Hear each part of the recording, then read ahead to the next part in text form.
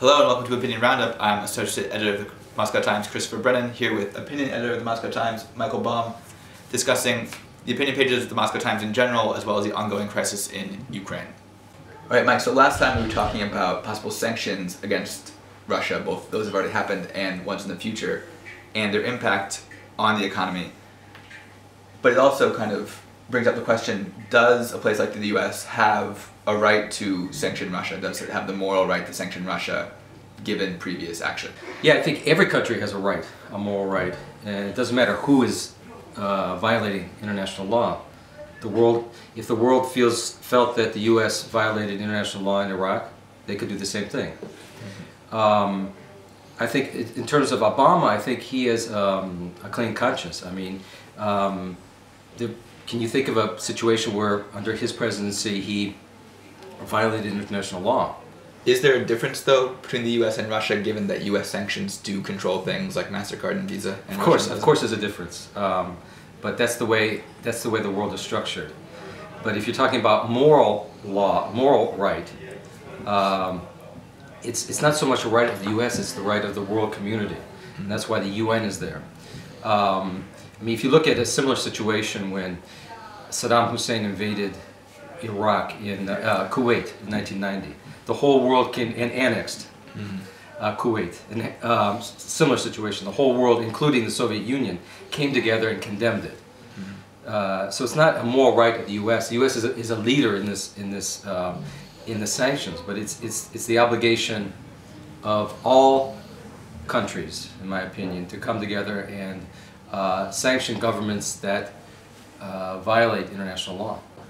So in previous discussions we've talked about Vladimir Putin's motives, whether it is more of a domestic move, whether it's kind of an action on the international stage, but we haven't talked kind of from the opposite side about the US and Congress people there talking about stopping Russian aggression.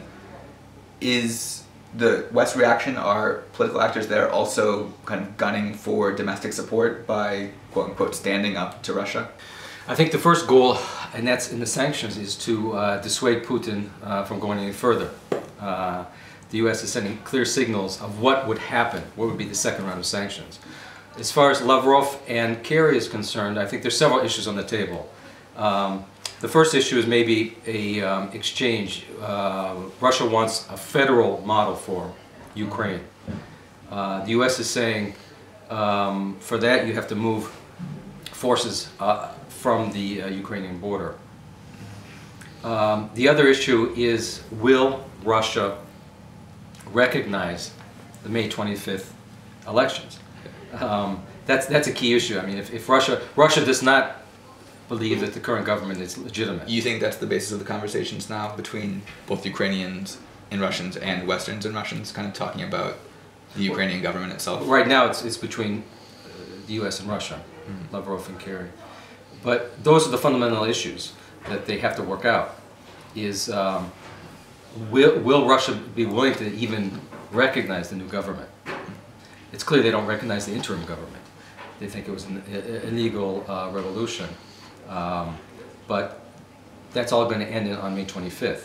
There's going to be legitimate, hopefully legitimate, free and fair elections. What will Russian stance be there?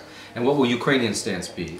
Will they recognize Crimea? Do you think that if Russia's going to make a move, kind of another possible movement into eastern Ukraine, it would come before that?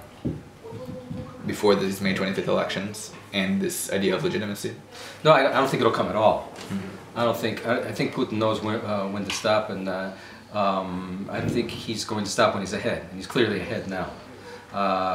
He's going to have enough trouble absorbing Crimea, much less the whole eastern regions of Ukraine. So I think, at least I hope that, because I don't even know how the West would respond. Europe would not send forces. Obama would probably not send forces. What he would do is invoke the second round of sanctions. I think Russians would be willing to, or at least Putin would be willing to accept those sanctions but I really don't think it's going to come to that. So in previous discussions we've talked about Vladimir Putin having a possible domestic motive for bringing up this Cold War rhetoric, kind of talking about the resurgence of a Soviet-type empire.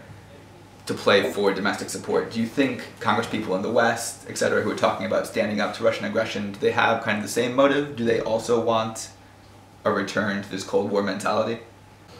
I think if you're talking about Democrats, Obama certainly didn't need this. I mean, he needed the Crimea crisis like a hole in the head. Although there's a silver lining here. It did give him opportunity to appear strong, something he needed badly in an election year. Who's going to get the upper hand is an open question.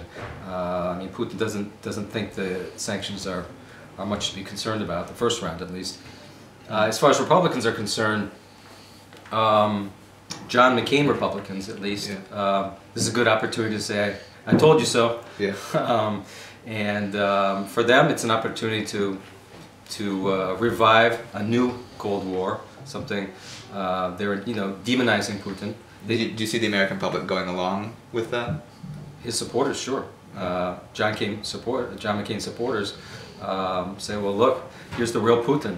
Yeah. He's annexed territory, and he'll probably annex the eastern regions of Ukraine. What's maybe the Baltics next? Mm-hmm. So for them, this is a nostalgia for to return to the good old Cold War.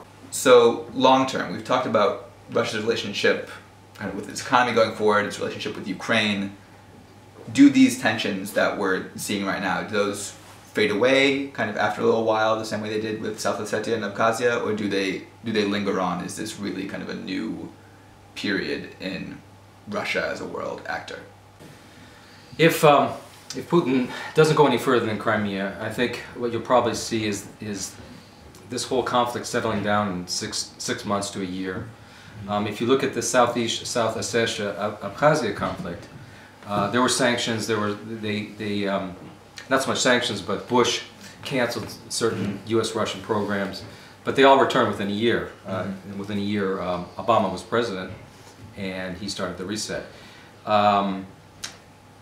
Whether this is a different situation, probably worse than South Ossetia and Abkhazia, because Putin annexed territory. So it might take longer than a year. Are the players different though? I mean, with the idea that some in the U.S. and the West do want a Cold War, and Russia, some factions of Russian politics do as well. Do people try and keep playing on this tension, especially given all the press that Vladimir Putin has gotten in the last year? No, I don't think since Obama's in power, I don't think he's interested in playing off, exaggerating the Cold War. Mm-hmm. So I think he's interested. He's definitely interested in a diplomatic solution. Whether Putin is interested is another question. I don't think Obama will artificially prolong this conflict, but it takes two to tango. Putin may prolong it for the simple reason that he feels that Obama is weak.